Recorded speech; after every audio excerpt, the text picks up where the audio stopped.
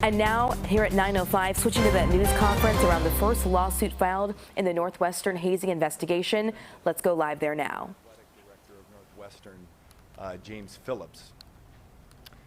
So that complaint will be filed today. I think what is extremely important for people to understand about the current situation and what we're learning is that the abuse and the hazing and the racial discrimination that took place within the Northwestern Athletic Department is so widespread that it goes well beyond the football program. For a lot of reasons, the football program gets the most attention.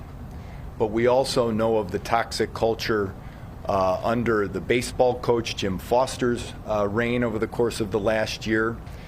We've also had discussions with folks that are aware of abuse that took place within the softball program, serious hazing incidents within the volleyball program, and really abhorrent conduct that took place as it related to cheerleaders, including a lawsuit that was filed in 2021. And so we are going to continue to take calls from folks that are coming forward for a number of reasons.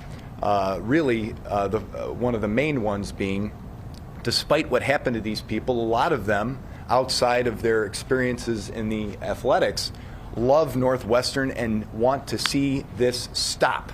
And they're obviously joined by the faculty in that endeavor who are similarly outraged, as we've heard through the press and now through what is going to be a second investigation, apparently beyond the initial investigation, which we can talk a little bit more about this morning as well.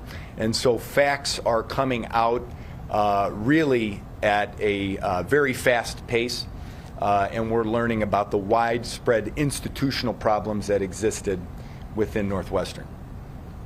As Pat shared, we know a number of individuals have tremendous love for the university, arguably one of the top academic institutions in the world. And we know a number of these players, especially football players, have profound love for Coach Pat Fitzgerald, and we appreciate that. And as Pat shared, this is an institution that permitted this behavior: sexual harassment, sexual assault, racial discrimination. This is an athletic program that permitted it, and this is a school that allowed it.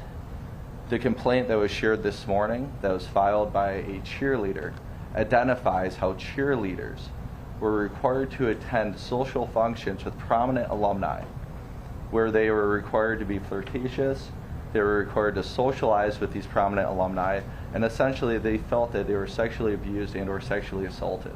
This is an institution that failed their students and failed their student athletes. This isn't just a matter of football players against their coach or against their program.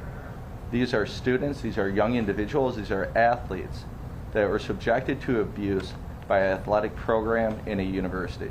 And we intend to hold everyone involved accountable.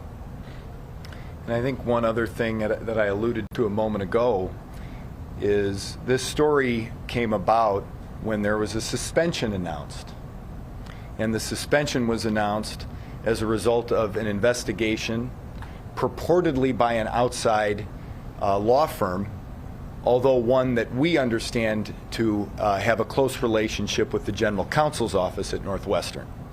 And so there's this initial investigation that led to the suspension. We know now that a 2-week suspension during the NCAA dead period was a completely inadequate punishment for Coach Fitzgerald. It ultimately led to his termination. So one can only wonder, A, what was contained within the initial investigation report from the outside law firm to the general counsel's office, B, what did the general counsel's office do with it in terms of any edits?